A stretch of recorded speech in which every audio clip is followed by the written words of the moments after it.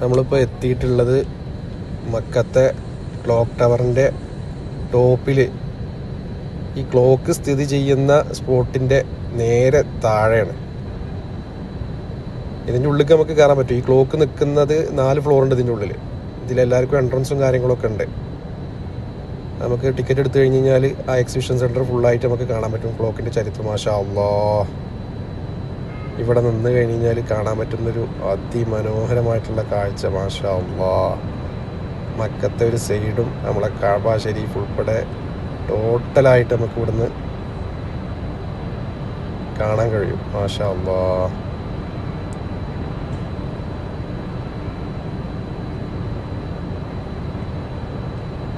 ഈ clock ടവറിൻ്റെ structure എന്ന് പറയുന്നത് ഇങ്ങനെയാണ്. ഇതിൻ്റെ ഉള്ളിൽ ഇതിൽ 4 ഫ്ലോർ ഉണ്ട്. ഈ ക്ലോക്ക് നിൽക്കുന്ന സ്ഥലം മാത്രം അതാണ് ഈ ഒരു രൂപത്തേക്ക് ആയിട്ടുള്ളത്.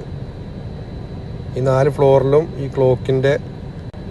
ക്ലോക്കിൽ ഉപയോഗിച്ചിട്ടുള്ള എല്ലാ സംഭവങ്ങളും ഇവിടെ തന്നെ നമുക്ക് കാണാൻ പറ്റും. ഇതിൽ ഉപയോഗിച്ചിട്ടുള്ള മണിക്കൂറിൻ്റെ ആണെന്നുണ്ടെങ്കിലും മിനിറ്റിൻ്റെ ആണെങ്കിലും സൂചി, അതിൻ്റെ വലിപ്പം എന്ന് പറയുന്നത് ഏകദേശം 3 ഫ്ലോറോളം വരുന്നുണ്ട്.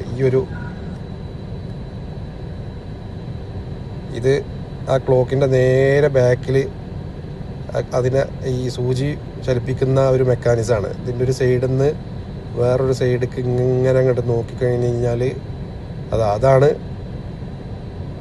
അടുത്ത ഭാഗം. മൊത്തം 4 ഫ്ലോറാണ് വരുന്നത്.